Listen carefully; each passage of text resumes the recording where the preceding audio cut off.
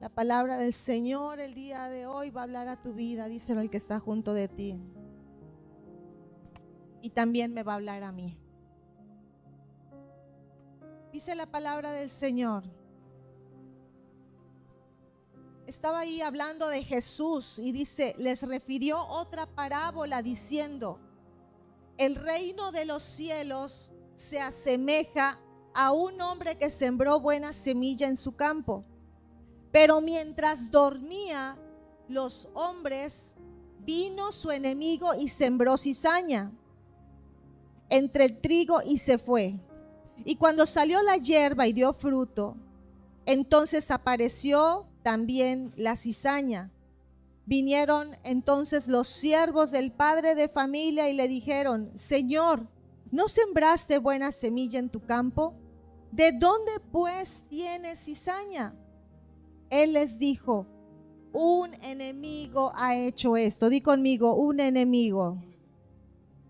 Y los siervos le dijeron, ¿quieres pues que vayamos y la arranquemos? Él les dijo, no sea que al arrancar la cizaña arranquéis también con ella el trigo. Dejad crecer juntamente lo uno y lo otro hasta la siega. Y al tiempo de la siega yo diré a los segadores, recoged primero la cizaña y atadla en manojos para quemarla, pero recoged el trigo en mi granero. Vamos también a la palabra del Señor en Primera de Pedro, por favor. Primera de Pedro capítulo 2, versículo 9 y 10.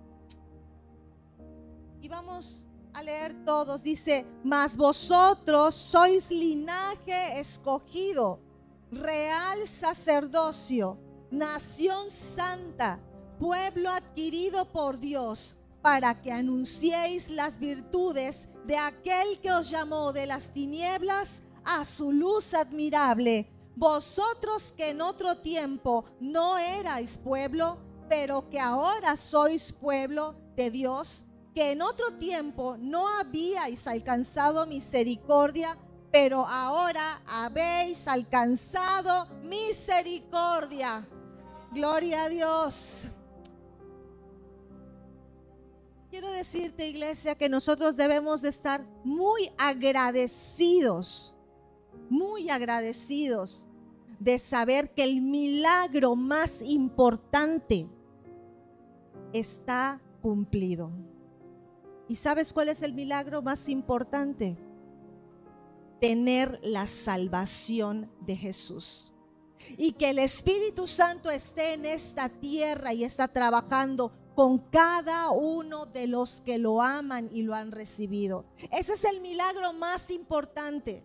Puede ser que el Señor no te cumpla todos los milagros, que quiero esto, quiero lo otro, pero el milagro más importante ya se cumplió hace más de 2023 años en la cruz del Calvario, y es darte vida cuando estabas muerto.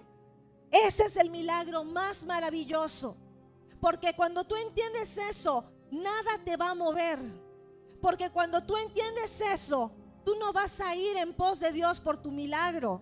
Tú vas a ir en pos de Dios porque lo amaste y Él te ha rescatado y te ha dado vida. Ese es el milagro más maravilloso que el Señor puede hacer por una persona, darle vida cuando estaba muerto. Y eso es lo que hizo por nosotros. Por eso lo amamos, por eso lo servimos. No lo servimos por lo que nos puede dar, porque Él ya lo dio todo en la cruz del Calvario por ti y por mí. Lo amamos y lo servimos con todo nuestro corazón, porque Él se fijó en nosotros. Hace unos días estaba yo escuchando una historia de una persona que estaba en la cárcel. Era un joven de 25 años y había sido una persona sumamente terrible. Desde los 18 años comenzó a asesinar. Era un asesino serial. ¿Ustedes saben qué es eso? Que era uno tras otro, tras otro, tras otro. Y cuando ya estaba a los 25 años en la cárcel, una persona quiso entrar a entrevistarlo y le decía, bueno, ¿cuántos años tienes? tengo 25 años. ¿Y desde cuántos años comenzaste a matar? El primero lo maté a los 18 años, decía. Pero lo veías en esa imagen, en ese video, una persona muy engreída, un tanto soberbio de decir yo he hecho esto. Y le preguntaba a esa persona, ¿y a cuántos has matado? Y le dice, por favor, no me diga eso, no me acuerdo. ¿Acaso un carnicero se acuerda de las vacas que mata todos los días? Yo no me acuerdo, dice, han sido muchos. Y quiero decirles algo, dice, aunque me pongan acá en cadena perpetua, esas personas no van a resucitar. Yo no puedo hacer nada, ya los maté.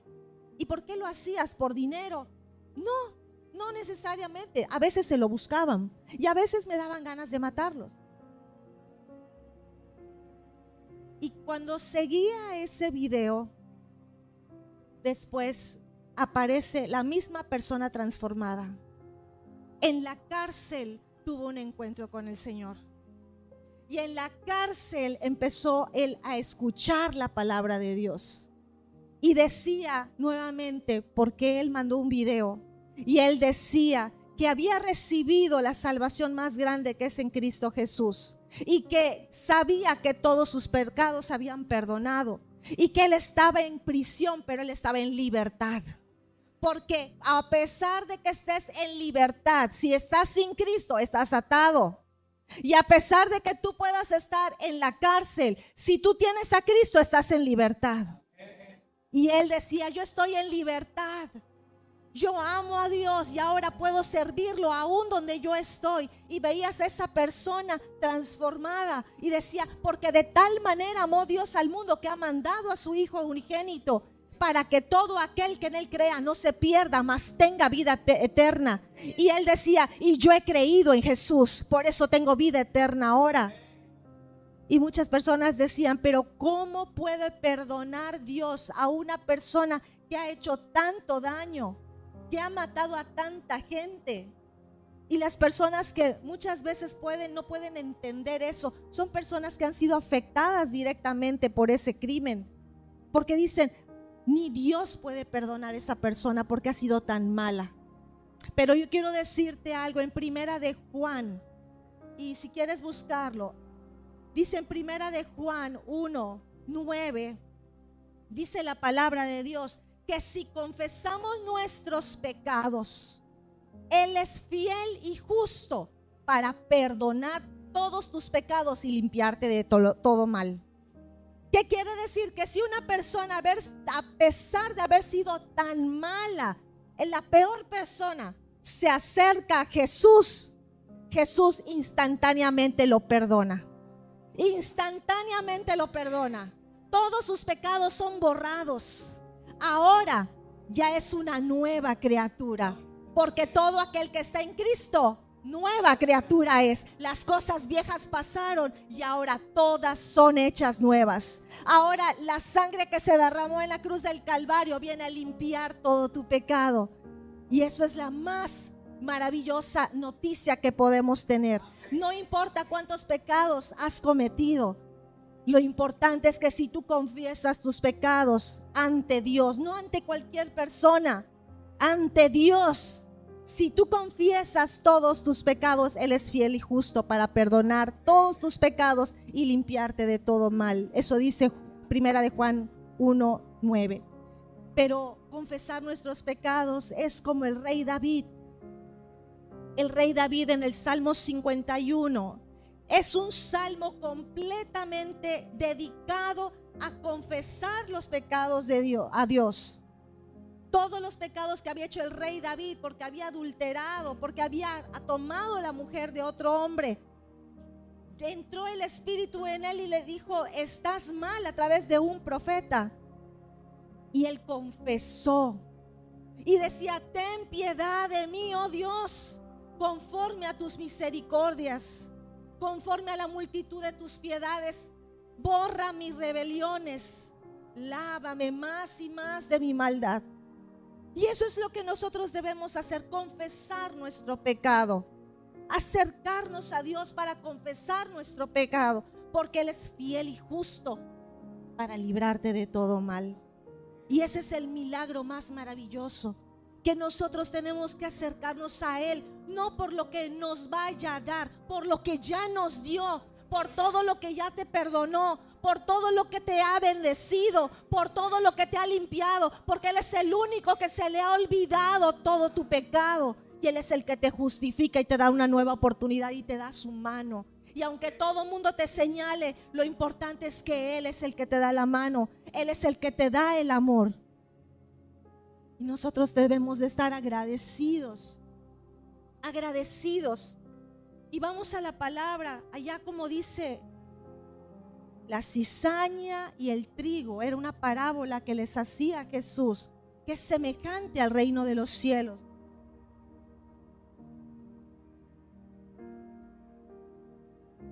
Quiero decirles algo, cuando yo leía esto, empecé a investigar qué es la cizaña y qué es el trigo. Y quiero decirte que en los campos, cuando vas a un lugar, cuando hay campos llenos de trigo, muchas veces se puede encontrar cizaña. Y la cizaña tiene la diferencia del trigo, ¿sabes en qué? Porque a simple vista puede ser igualita. Son espigas también, amarillitas, y puede ser muy parecida. Pero el trigo, el fruto del trigo es para dar alimento, para bendecir. Y la característica del trigo es cuando viene el viento, hace esto, se dobla, es flexible. En cambio, la cizaña, la semilla es venenosa. Y cuando viene el viento, queda rígida, no se dobla. Se mueve, pero no se dobla. Y decía, wow, de verdad que qué impresionante que Jesús use esa parábola para decir que los hijos de Dios son aquellos que son trigo. Porque son aquellos que van a dar bendición y que van a andar en los preceptos de Dios. Y que van a ser dóciles para venir a postrarse delante de Dios. Ser humilde significa ese trigo que viene a rendirse delante de Dios para hacer su voluntad. La cizaña son las personas que muchas veces parece que están delante de Dios con un corazón bueno, pero que no se rinden a Dios. Siguen andando en sus propios placeres, en sus propios deseos. Y puede parecer trigo, pero la cizaña no es trigo.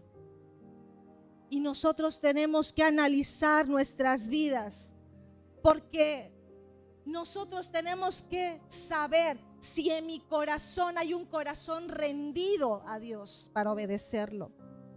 Si mi corazón está siendo como ese trigo que está dando alimento a los demás. Y no estoy hablando físicamente de alimento solamente, sino que ese alimento de la palabra, el pan de vida que recibes, ese pan de vida que vas a llevar.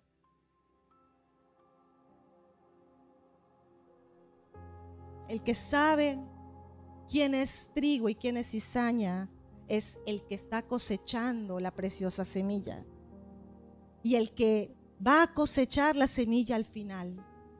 Probablemente pienses que el trigo y la cizaña van a tener el mismo fin, pero no van a tener el mismo fin.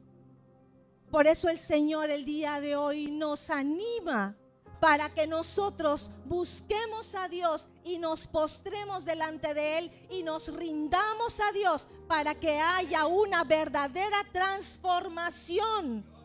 ¿Qué es lo que hubo en ese joven? ¿Qué es lo que hubo en cada uno de nosotros? Y Jesús les enseñaba algo también, que muchas veces las apariencias engañan. En una ocasión estaba andando Jesús con sus discípulos y de pronto sintió hambre y vio una higuera, un árbol de higos muy frondosa. y se acercó a ella y empezó a buscar fruto. ¿Y saben qué? No encontró fruto, solo hojas. No encontró fruto, solo hojas. Esas hojas representan la apariencia de una persona. Que puedes decir y dar una buena cara, un buen rostro, pero no hay fruto. Nosotros tenemos que ser personas que demos fruto, porque Dios quiere bendecir a las personas que dan fruto. Y Dios va a bendecir tu vida cuando tú te rindas verdaderamente a Él.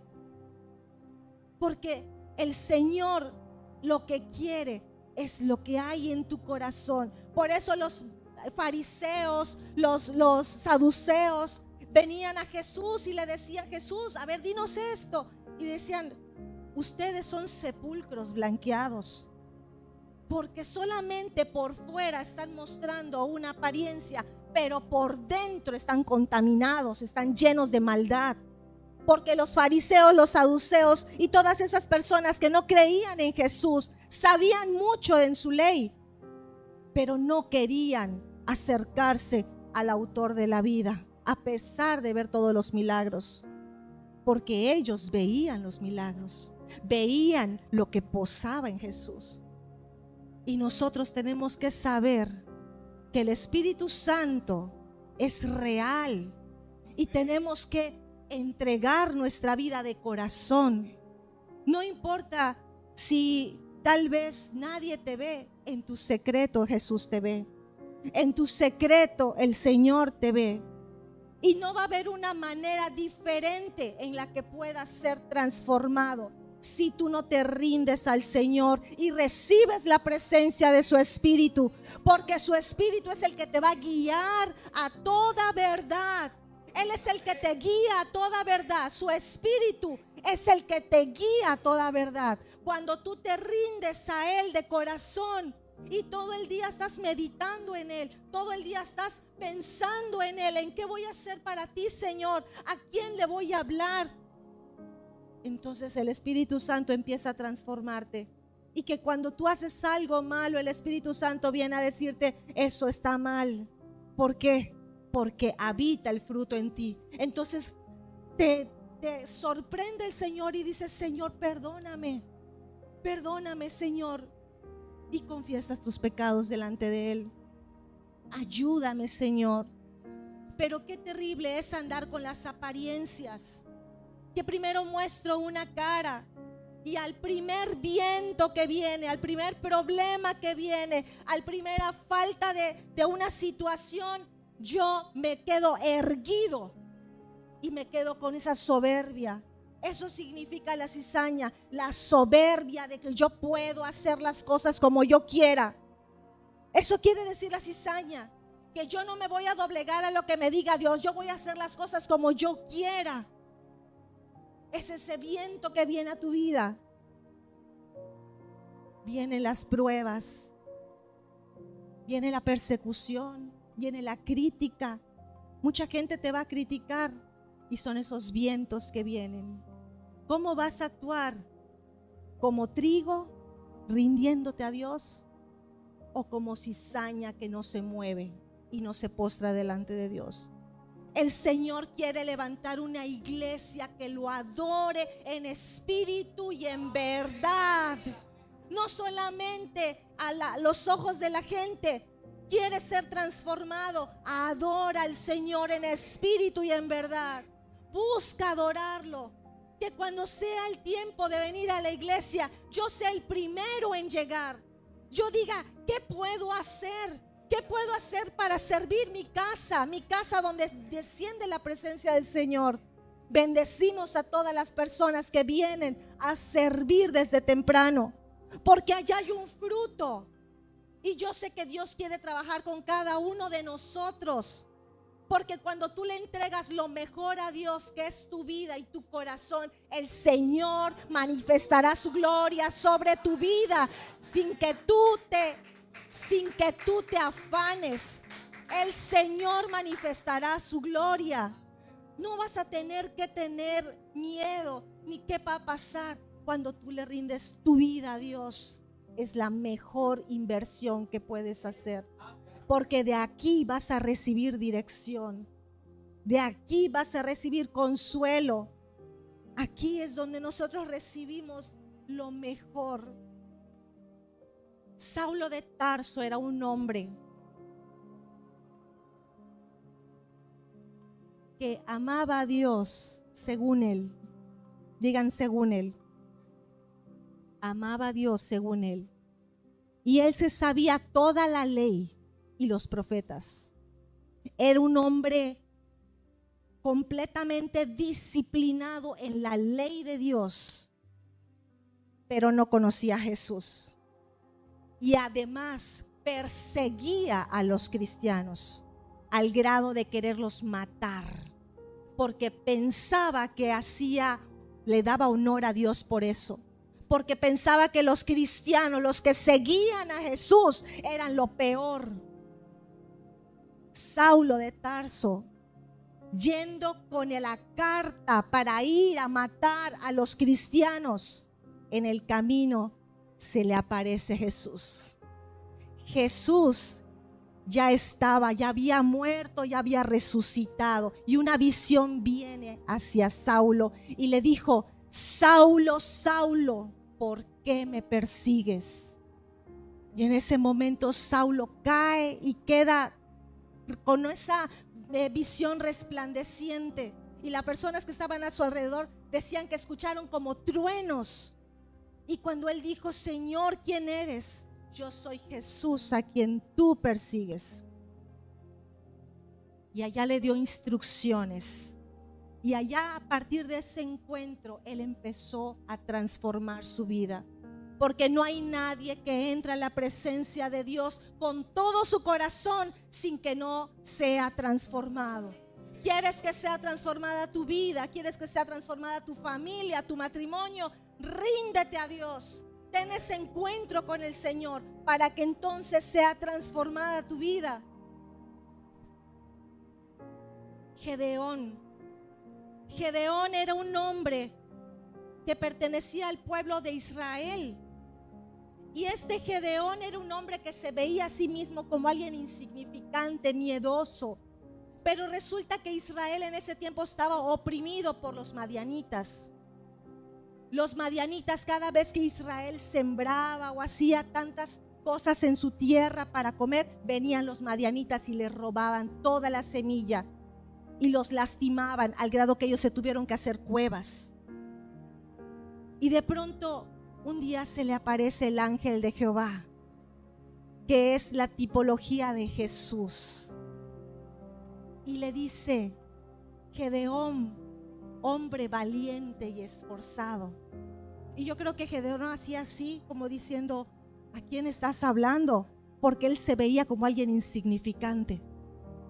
Y le dijo: ve con estas tus fuerzas. Se hablaba de él mismo. Ve con estas tus fuerzas que le estaba dando el Señor, con las indicaciones, y el pueblo de Madián será a ti como si fuera un solo hombre y lo destruirás.